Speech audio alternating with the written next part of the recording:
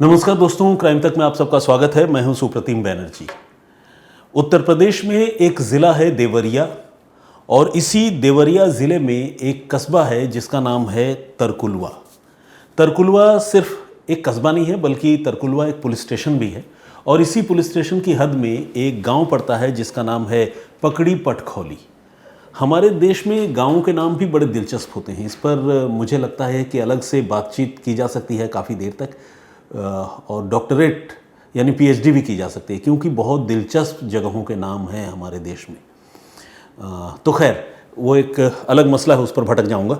तो इस पकड़ी पटखौली गांव में पिछले रविवार को यानी 20 अप्रैल को एक वाकया होता है।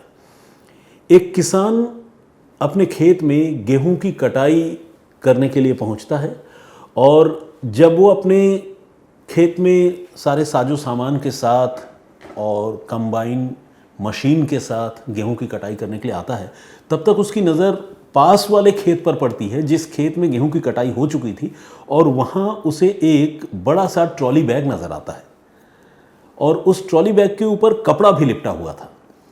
अब खाली खेत, जहाँ आबादी नज़दीक नहीं है, दूर है, वैसी जगह पर किसी ट्रॉली बैग का खेत के बीच में पड़ा होना और उस पर कोई कपड़ा लिपटा हुआ होना, ये अपने आप में एक बड़ा ही संदिग्ध दृश्य था।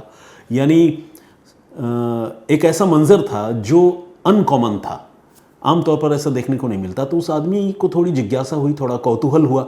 वो आदमी उस ट्रॉली बैग के करीब गया, और जब वो करीब गया तो उसने रियलाइज़ किया कि ट्रॉली बैग से बदबू आ रही है, और जिस तरह से उस ट्रॉली बैग को बांधा गया था ऊपर कपड़े से, उसे देखकर यह भी लग रहा था कि शायद उस ट्रॉली बैग में कुछ छिपाने की, कुछ कंसील करने की कोशिश की गई है।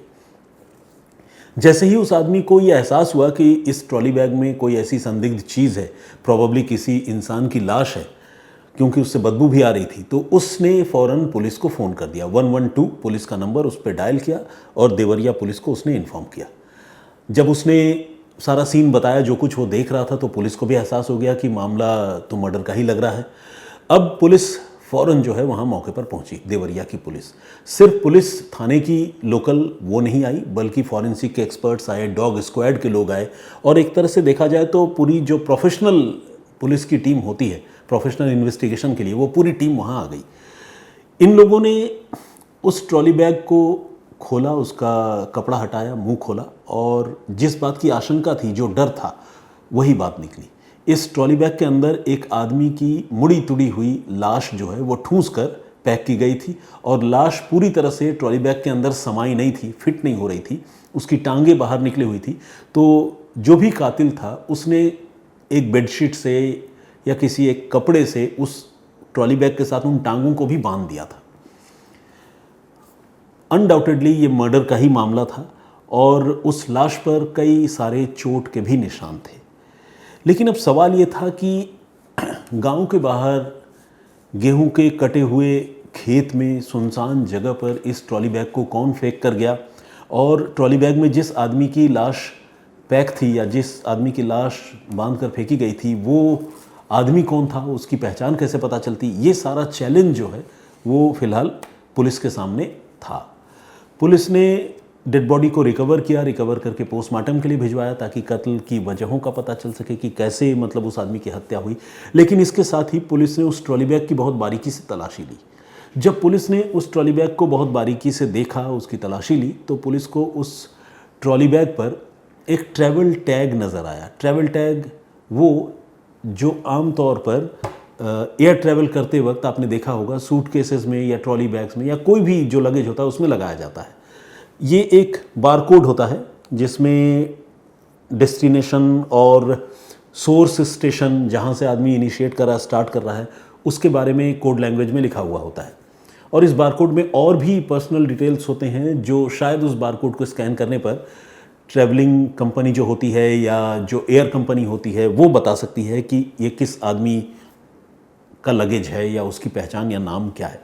सिटीजन्स को आमतौर पर बारकोड देखकर पता करना मुश्किल होता है, तो उसमें वो बारकोड वाला टैग लगा हुआ था। पुलिस ने जब ये चीज़ देखी तो पुलिस ने सोचा कि इस बारकोड वाले टैग से वो इस मरने वाले शख्स की पहचान पता करने या फिर सूटकेस या ट्रॉली बैग जिसका है उसके बारे में पता करने की कोशिश करेगी। बारकोड में जो है वो कोड लैंग्वेज में हैदराबाद टू वाराणसी की फ़्लाइट का जिक्र था। अब देवरिया की पुलिस ने फ़ौरन वाराणसी एयरपोर्ट में बातचीत की और वहाँ बातचीत करके इस बारकोड के बारे में, इस बारकोड के फ़ोटोग्राफ और जो भी स्कैनिंग वगैरह हो सकती थी वो सब करके उन्होंने वाराणसी भेजी। वाराणसी में जब ये बारकोड एयरपोर्ट पर भेजा गया और जो भी एयर ट्रैवल कंपनी के थ्रू इस सूटकेस के मालिक ने ट्रैवल किया होगा उस एयर ट्रैवल कंपनी से बातचीत की गई, तो ये जो सूटकेस है वो किसका है और कहाँ से कहाँ उस आदमी ने कब ट्रैवल किया था, वो सारी जानकारी जो है वो निकल आई। देवरिया पुलिस को वो सारी जानकारी मिली।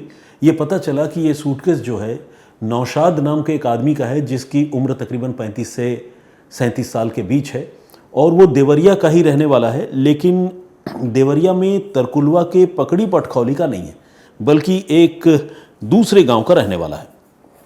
अब जब पुलिस को ये जानकारी मिली कि वो पकड़ी पटखौली का नहीं बल्कि दूसरे गांव का रहने वाला है, तो पुलिस को लगा कि इस आदमी के ठिकाने पर जाकर इसके बारे में पड़ताल करना ज़रूरी है, क्योंकि वो जो ट्रॉली बैग है उससे ट्रैवल करने वाले आदमी नौशाद के बारे में तो पता चल चुका है, लेकिन ये जो बॉडी है ये नौशाद की ही है या किसी और की है ये पता करना अभी बाकी था। तो पुलिस ने सोचा कि फिर उस गांव में जाना ज़रूरी है जिस गांव का पता उस बारकोड के ज़रिए उन्हें अभी अभी मिला है या पता चला है। पुलिस की टीम को उस गांव का जो पता बताया गया वो गांव था भटौली, और ये जो गांव है जहां पर ये डेड बॉडी या ट्रॉली बैग मिला था इस गांव का नाम था पकड़ी पटखौली, और पटखौली से भटौली की जो दूरी है वो तकरीबन 60 किलोमीटर थी, 60 किलोमीटर। तो 60 किलोमीटर काफ़ी दूर है, कोई 5-6 किलोमीटर 7 किलोमीटर का फासला नहीं था। तो पुलिस की एक टीम अब रवाना हुई पकड़ी पटखौली से, देवरिया हेडक्वार्टर से भी पुलिस की टीम रवाना हुई और ये लोग सीधे पहुँचे गाँव भटौली। और वहाँ जाकर नौशाद का जो पता बताया गया था, गांव में जाकर नाम बताने से ही लोग बता देते हैं कौन सा घर है, क्योंकि गांव के लोग एक दूसरे को जानते हैं, कनेक्टेड होते हैं, शहर जैसा हाल तो नहीं है। तो वहाँ नौशाद के घर पुलिस पहुंची और जब नौशाद के बारे में पता किया तो पता चला कि नौशाद तो गायब है नहीं। और पुलिस ने बताया कि नौशाद का कत्ल हो चुका है, किससे दोस्ती है, किससे दुश्मनी है। पूछताछ करने पर जो है इस मामले में नई कहानी निकलकर सामने आ गई, वो कहानी जिसने इस कत्ल की पूरी साजिश का एक झटके में खुलासा कर दिया। पता ये चला कि ये जो नौशाद है ये बेसिकली सऊदी अरब में रहकर काम किया करता था और साल में एक आध बार ही उसका चक्कर लगता था। अब से कोई 10 रोज़ पहले वो सऊदी अरब से आया था और जो ट्रॉली बैग पकड़ी पटखौली में मिला था और जिस ट्रॉली बैग में लाश मिली थी वो लाश तो खैर नौशाद की है ही, वो ट्रॉली बैग भी नौशाद ही सऊदी अरब से लेकर आया था। अब सवाल यह है कि नौशाद का कत्ल किसने किया। तो जब पुलिस ने वहीं उस गांव में पहुंचकर इन्वेस्टिगेशन चालू किया तो पता चला कि नौशाद की पत्नी, जिसका नाम रज़िया सुल्ताना है, वो अपने ससुर अपनी 9 साल की बेटी के साथ यहाँ भटौली गांव में रहा करती थी। और पति, चूँकि नौशाद घर से बाहर रहा करता था, दूर रहा करता था, तो पति की गैरहाज़िरी में उसका अपने ही गांव में रहने वाले अपने एक भांजे जिसका नाम है रोमान, उसके साथ अफेयर शुरू हो गया था। और ये अफेयर जो है पति के पीठ पीछे लगातार चल रहा था, मिलने मिलाने का दौर भी चल रहा था और ये सारी चीज़ें छुपती नहीं हैं, गांव में और घर वालों को ये सारी बातें पता चल गई थी। जब नौशाद सऊदी अरब से लौटा तो जाहिर है फिर रज़िया को रोमान से मिलने में दिक्कत होने लगी और फिर वो रोक टोक भी करने लगा। इससे खफा होकर रज़िया ने और रोमान ने नौशाद को रास्ते से हटाने की प्लानिंग कर ली। फिर इन दोनों ने एक और लड़के को इस मामले में, इस साजिश में शामिल किया जिसका नाम है हिमांशु। हिमांशु भी उसी भटौली गांव का रहने वाला है। इन तीनों ने मिलकर नौशाद को मारने की प्लानिंग की। सबसे पहले धोखे से उसकी बीवी रज़िया ने नौशाद को कोई जहरीली चीज़ खिला दी और जहरीली चीज़ खिलाने के बाद शनिवार और रविवार की दरमियानी रात को, मिडनाइट को, इन्होंने जब वो नशीली चीज़ खाकर, जहरीली चीज़ खाकर तकरीबन बेहोश हो गया तो इन तीनों ने मिलकर चापड़ से उसके वाइटल ऑर्गन पर घातक वार किए जिससे उसकी जान चली गई। नौशाद की हत्या हो गई। अब हत्या को छुपाना भी था, सिर्फ कत्ल करने से तो चलता नहीं। तो सबसे पहले उन्होंने खून के जो धब्बे थे वो हटाए, साफ़ किए रातों रात, और हथियार थे उन्हें ठिकाने लगाए, और लाश को ठिकाने लगाने के लिए फिर उन्होंने आनन फानन में प्लानिंग की। उनके पास कोई बड़ा ट्रॉली बैग या सूटकेस नहीं था। तभी नौशाद की जो पत्नी है रज़िया, उसकी नज़र उस ट्रॉली बैग पर गई जो कुछ दिन पहले ही उसका पति सऊदी अरब से लेकर आया था। और वो ट्रॉली बैग, जिस ट्रॉली बैग में वो पूरे परिवार के लिए ढेर सारे ज़रूरत की चीज़ें, गिफ्ट्स एक एक आदमी के लिए वो चुन चुन कर सऊदी अरब से लेकर आया था, खुद रज़िया के लिए भी लाया था, उसी ट्रॉली बैग को उसने फ़ौरन खाली किया और तीनों ने मिलकर उसमें लाश ठूंसी। चूँकि लाश उसमें समा नहीं रही थी तो लाश का जो टांग और दूसरे हिस्से थे जो बाहर निकले हुए थे उसको फिर बेडशीट से बांधा। और ये सब कराने के बाद हिमांशु नाम का ये जो लड़का है उसके पास एक गाड़ी है बोलेरो। उन्होंने वो बोलेरो गाड़ी मंगवाई, हिमांशु वो गाड़ी लेकर आ गया और फिर तीनों उस गाड़ी में सवार होकर भटौली गांव से निकल गए। अब वो सोचते रहे कि कहाँ जाएं, कहाँ जाकर लाश को ठिकाने लगाएं जिससे इस कत्ल के बारे में किसी को पता न चले।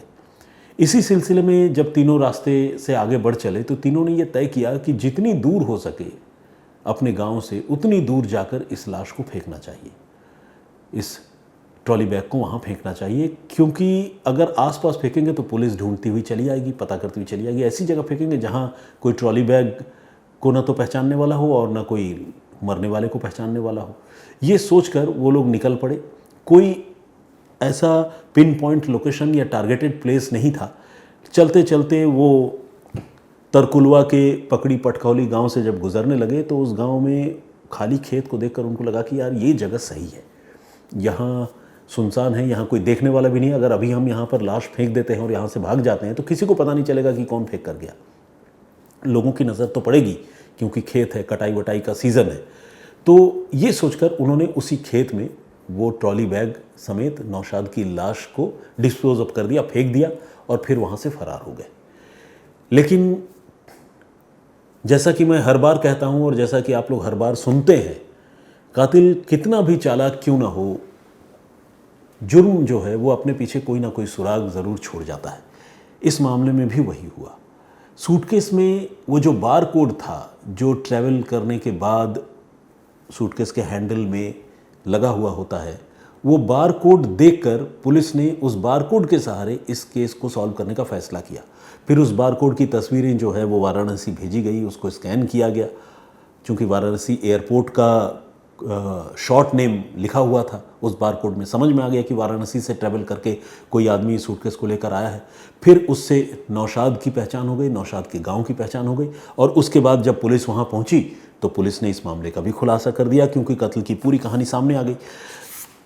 इस तरह से कातिलों के बहुत दिमाग लगाने के बावजूद, बहुत शातिर हरकतों के बावजूद, एक गलती, एक चूक की वजह से इस मामले का चंद घंटों में खुलासा हो गया।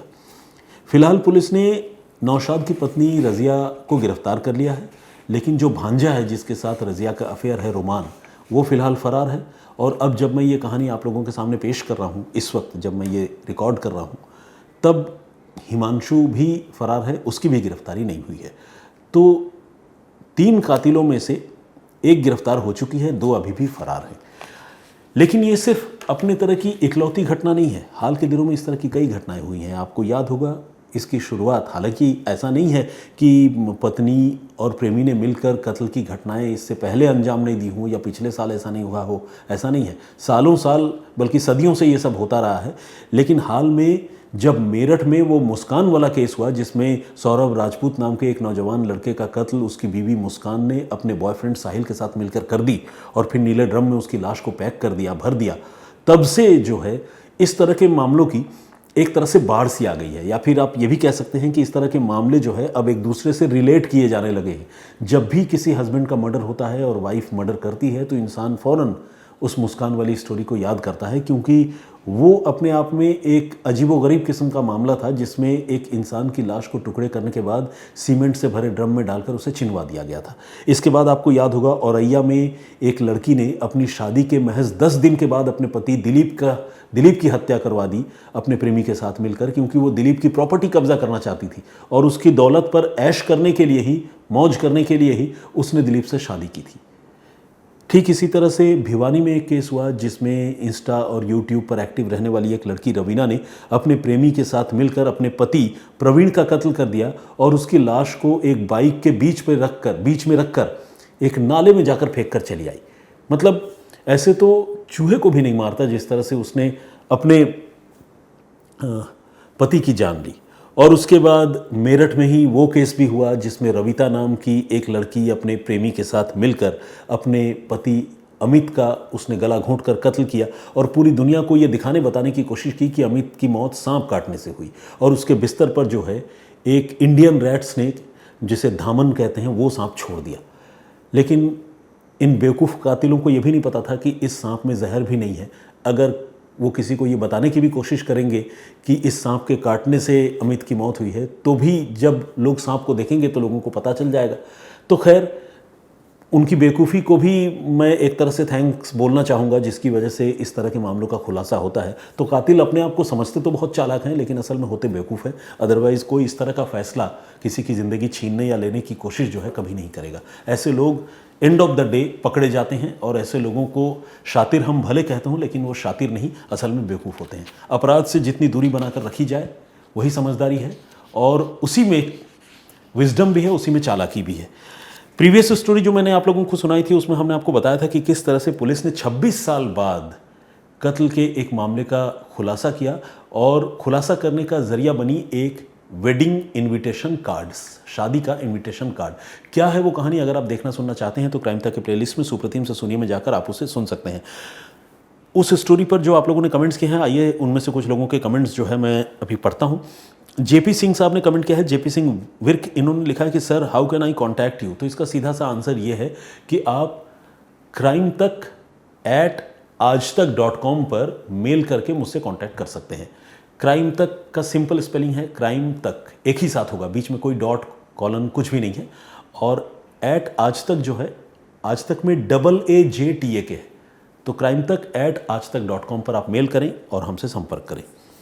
इसके अलावा हमारे एक दर्शक ने कमेंट किया है, लेकिन उनका नाम नहीं है। उन्होंने लिखा है कि well although limitations something may not apply to murder but a good lawyer may find some exceptions and apply the statute so he may get away. खैर, इनका ये कहना है कि कातिल बेशक जो है वो 26 साल के बाद पकड़ा गया हो, लेकिन अगर कोई तेज़ तर्रार वकील होगा तो इस मामले में शायद उसको जो है कत्ल के इल्ज़ाम से बचा ले जाए। बिल्कुल, देखिए, जब केस बहुत पुराना हो जाए ना, 26 साल बाद किसी की गिरफ्तारी हो रही हो, तो आप समझ सकते हैं कि इस तरह के मामलों में सबूत जो है वो जितना वक्त होता है उसका इरोजन होता रहता है, धीरे धीरे उसका क्षय होता है, ख़त्म होते जाते हैं सबूत। तो ऐसे पुराने जुर्म के मामले साबित करने आमतौर पर मुश्किल होते हैं, अनलेस एंड अनटिल अगर मान लीजिए जब कत्ल हुआ हो उस समय का कोई बायोलॉजिकल सैंपल हो, डीएनए सैंपल कहीं से कलेक्ट कर लिए गए हों और अब जो कातिल पकड़ा गया हो उसके साथ उस सैंपल का मिलान किया जाए, तब चीज़ें सब्सटैंशिएट हो सकती हैं। अदरवाइज कंक्लूसिव एविडेंस जो है मिलना थोड़ा मुश्किल है। आपने बिल्कुल सही बात कही है। अमृत जी ने भी कमेंट किया है, बहुत स्वागत आपका। नरेंद्र चौधरी, इन्होंने कहा है जय श्री सत्यवादी वीर तेजा जी की। बिल्कुल साहब, जय जयकार। प्रदीप भांबू जी ने भी कमेंट किया है, हमारे रेगुलर लिसनर हैं। विनय नासवाले भी रेगुलर लिसनर है। गुरप्रीत सिंह ने भी कमेंट किया, उन्होंने गुड पुलिसिंग कहा है। समीर ने कमेंट किया और उन्होंने कहा है कि पुलिस ने जिस तरह से तफ्तीश की और पेशेंस से काम लिया वो वाकई काबिल तारीफ़ है। अर्शप्रीत संधू का कमेंट है, उन्होंने ये कहा कि सर मेरा जन्म 8 जुलाई 1998 का है और मैं इतना ज़्यादा बड़ा हो गया और वो मेरे जन्म से लेकर अब पकड़ा गया, ये सोचकर मैं शॉक्ड हूँ।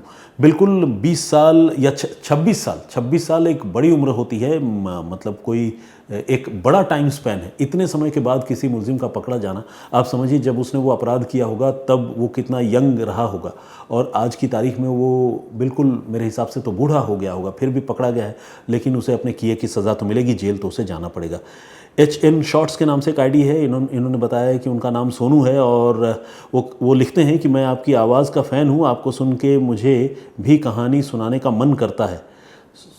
ठीक है, बहुत अच्छी बात है। क्या मैं भी यूट्यूब पर चैनल बना सकता हूँ? अरे क्यों नहीं बना सकते हैं। अच्छा, इन्होंने लिखा है कि क्या मदद करोगे? देखिए, मदद की जहाँ तक बात है तो मैं पर्सनली तो आपसे मिलकर आपकी मदद नहीं कर सकता, लेकिन अगर आपको कोई और मदद, जैसे क्या करें क्या न करें, अगर आप ये जानना चाहते हैं तो देखिए, आज की तारीख में ना यूट्यूब पर ही सारी चीज़ें मौजूद हैं। अगर आप एक्सप्लोर करेंगे कि how to start a story channel on YouTube, आपको उसका जवाब मिल जाएगा, गूगल पे मिल जाएगा। इसके अलावा भी अगर कोई क्वेरी हो तो आप मुझसे इस प्लेटफॉर्म पर पूछ सकते हैं, मैं उसका जवाब देने की कोशिश करूंगा।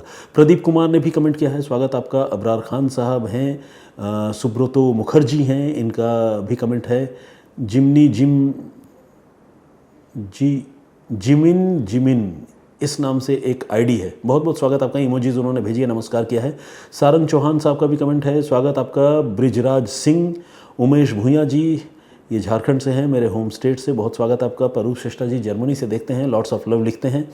और रोमियो टेक समथिंग नेपाल से हैं, क्योंकि इनके लास्ट में नेपाल लिखा हुआ है, जो इनका नाम और आईडी है उसमें। अनस प्ले टाइम के नाम से एक आईडी है, और इन्होंने कहा है कि बच्चे की हत्या नहीं करनी चाहिए थी, उसको जीने देना चाहिए था, इन्होंने ये बात कही है। और इन्होंने सैड इमोजी भी बनाया है। लाजमी है भाई, मतलब ऐसे तो कत्ल चाहे बच्चे का हो, बुज़ुर्ग का हो, या किसी का भी हो, वो अपने आप में इतना पीड़ादायक, इतनी दुखदायक चीज़ है कि आप किसी से उसके जीने का हक छीन लें।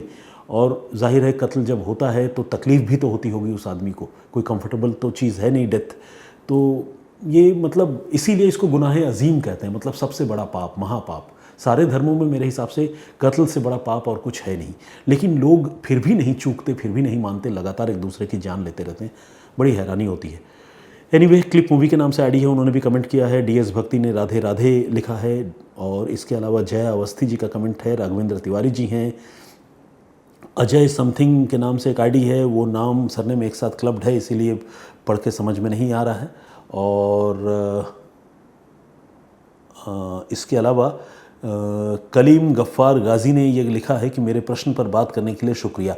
गाज़ी साहब, अब तो मैं भूल ही गया हूँ कि कौन से प्रश्न आपने पूछे थे और मैंने क्या बात की, लेकिन आपने शुक्रिया कहा है तो मेरी ओर से भी थैंक यू। सुफियान हैदर साहब हैं, ये धनबाद मेरे होम स्टेट से हैं, और इन्होंने हौसला अफजाई की है, बहुत धन्यवाद आपका। अंकित जी ने भी कमेंट किया है, बहुत बहुत धन्यवाद। आनंदी क्रिएट्स के नाम से एक आईडी है, पहले मैं इनको अनादि क्रिएट्स पढ़ता था, उन्होंने करेक्ट किया, थैंक यू वेरी मच। उन्होंने भी कमेंट किया है, रेगुलर लिसनर है हमारी। और नील खुराना, इन्होंने लिखा you have a nice voice, thank you very much Khurana साहब। और भी बहुत सारे लोगों ने कमेंट्स किया है, सारे लोगों के नाम और कमेंट्स एक दिन में पढ़ना संभव नहीं है। आप सबसे गुजारिश है कि स्टोरीज़ पर इसी तरह से अपनी बात रखते रहें, सुझाव देते रहें, और मैं यूं ही आप लोगों से रेसिप्रोकेट करता रहूं, बातचीत भी करता रहूं। मैं फिर हाजिर होऊंगा किसी और कहानी, किसी और वाक़े के साथ। तब तक अपना बहुत ख्याल रखिए, सुरक्षित रहिए। जय हिंद, जय भारत।